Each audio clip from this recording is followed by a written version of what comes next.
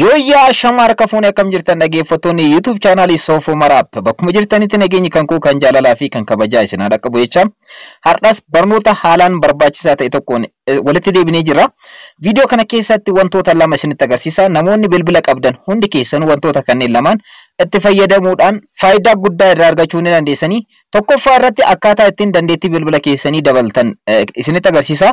Dandeettii bilbila keessanii dabaluudhaan bilbila keessan akka laaptooppiitti akka taabileetii adda addaatti itti fayyadamuu akkaataa ittiin dandeessan isinitti agarsiisa. Lammaffaa irratti immoo dhaggeeffattoota kan koo yeroo tokkotti bilbila keessaniin aappota lama akkaataa ittiin fayyadamuu dandeessan isinitti agarsiisa. Fakkeenyaaf akkuma amma asirratti argartan gubbaa irratti gara olaanuutti jechuudha aappii Facebook itti fayyadamaa jira. Facebook irratti fayyadamaa jira. Dakanatti immoo aappii barbaaddan banachuudhaan itti fayyadamuu dandeessan. Fakkeenyaaf YouTube irratti isinitti agarsiisu YouTube banachuudhaan YouTube keessan irratti viidiyoo adda addaa daawwachuu ni dandeessan. Dakanatti jechuudha dhaggeeffattoota kan koo. Viidiyoo adda addaa asirra banuudhaan daawwachuu ni dandeessan.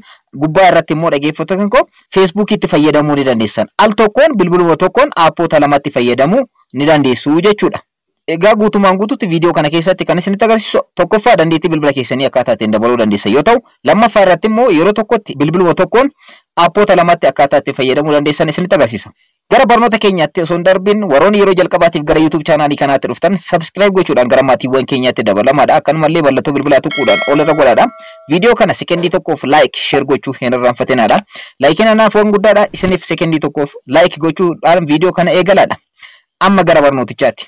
Egaa dhaggeeffattoota kan koo akkuma duraan dursee isiniif ibsuudhaaf yaaletti bilbila keessan akka taabileetii adda addaatti, laaptooppii adda addaatti dandeettii isaa dabaluudhaan akkaataa itti fayyadamuu dandeessan yeroo ta'u, lammaffaa irratti immoo yeroo tokkotti bilbila tokkoon aappota lama akkaataa itti wal faana fayyadamuu dandeessan isinitti agarsiisa. Kanas gochuudhaaf bilbila keessan iskiriinii isaa qabaatee akkana gad harkisa. Ergasii immoo settingii bilbila keessanii keessa seenaa. Ergasii immoo dhaggeeffattoota kan koo settingii display kan jettu keessa seenaadha. Display yoo settingiin kun isiniin dhufin bakka sarchii baarii kanarratti kilik gochuudhaan display jechuudhaan barreessuudhaan argachuu ni dandeessu. Ergasii immoo akkuma amma asirratti argartan settingiin kun asirratti argamti. Ishee keessa seenuudhaan salphumatti argachuu ni dandeessan. Akka kootti settingiin kun warroonni isiniif dhufe display kan jettu kana kilik gochuudhaan keessa seenaa. Ergasii immoo akkana keessa gad dhufuudhaan dhaggeeffattoota kan koo image panels kan jedhu kilik gochuudhaan keessa seenaa. Settingii image panels jettu kana kilik gochuudhaan keessa seenaa. Ergasii immoo off kan taate kana on godhadhaa. Bakka nama isinitti agarsiisaa jiru kanarratti off taatee argamti, isin on godhadhaa. Ergasii immoo dhaggeeffattoota kan koo dakana dhufuudhaan handles kan jettu kilik gochuudhaan position filachuu fi ni dandeessan. Fakkeenyaaf right irra jira kan koo rakkoon qabu, isin left irratti illee deeffachuu ni dandeessanii. Wanti kun akkamitti maaliif akka isin fayyadu isinitti agarsiisa. Ergasii immoo halluu asirratti filadhaadha. Fakkeenyaaf adii filadhee jira. Isin kanneen keessaa kan barbaaddan filadhaa. Ergasii immoo keessaa baay'aati. Amma immoo akkaataa ittiin fayyadamtan isinitti agarsiisa.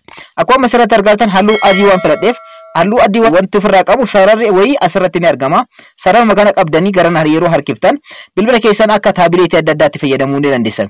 Aappota asirratti argamaniin alatti itti dabalachuu yoo barbaaddan immoo sarara sadiitu asirratti argama. Sarara sadii kana kilik gochuudhaan ergasii immoo edit kan jettu kilik gochuudhaan aappota barbaaddan jechuudha. Aappota bilbila keessan irratti argaman keessaa kan barbaaddan asirratti dabalachuu ni dandeessan. Kan barbaaddan immoo irraa hir'isuu ni dandeessan bakka kanarraa jechuudha. Fakkeenyaaf dabalachuu yeroo barbaaddan aappii barbaaddan tokko fakkeenyaaf iimeelii fidee asirratti diraag gochuudhaan isinitti agarsiisu. Iimeelii kanarratti al tokko qabdan. Ergasii immoo diraag gochuudhaan fiduudhaan bakka kana keessa gadhiiftan. Ergasii immoo aappii biraas dabalachuu barbaadan saanduqa bilaa isiniif kenna. Aappii Google jettu kana diraag gochuudhaan gara fiduu ni dandeessan.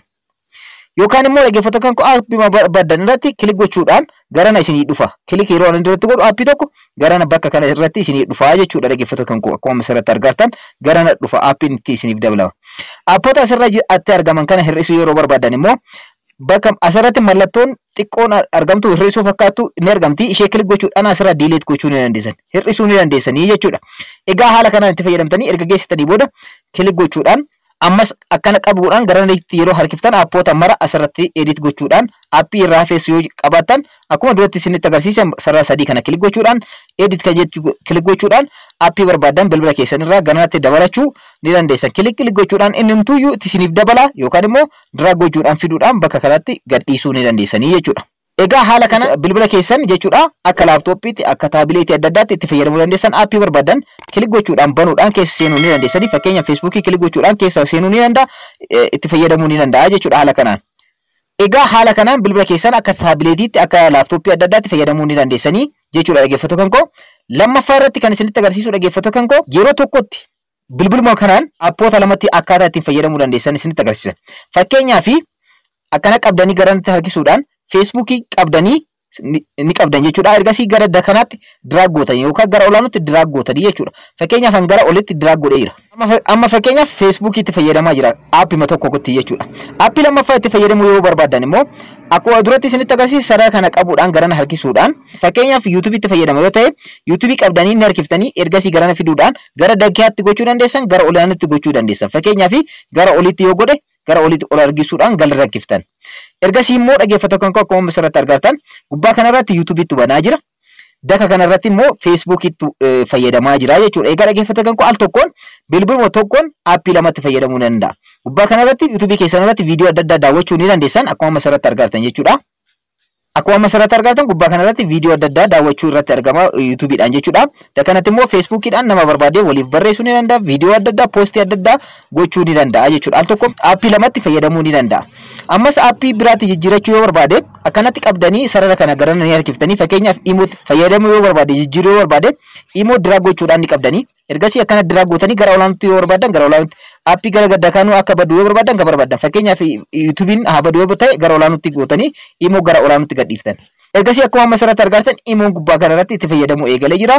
Chatii irratti namoota barbaadeef waliif barreessuu ni danda'a. Dakanatti immoo Facebook itti fayyadamuu ni danda'a. Egaa haala kanaan dhaggeeffattoota kan koo aappii barbaadan jijjiiruu dandeessan akkanatti harkisuudhaan ergasii immoo aappii barbaadan drag gochuudhaan ni fidanii as bakka barbaadan gallakkiftanii ergasii amma fakkeenyaaf asirratti Google tubbanee jechuudha. Haala kanaan dhaggeeffattoota kan koo yeroo tokkotti aappii lamatti fayyadamuu dandeessan bilbila keessan akka laaptooppiitti akka kompiitara adda addaatti fayyadamuu ni dandeessanii jechuudha. Egaa dhaggeeffattoota kan koo bifa salphaa ta'eef isteeppii salphaa ta'een wantoota kanneen lamaanitti fayyadamuudhaan faayidaa guddaa argachuu ni dandeessanii bilbila keessan salphumatti aappii keessan akka barbaadanitti akka laaptooppiitti akka kompiitaraatti itti fayyadamuu ni dandeessan.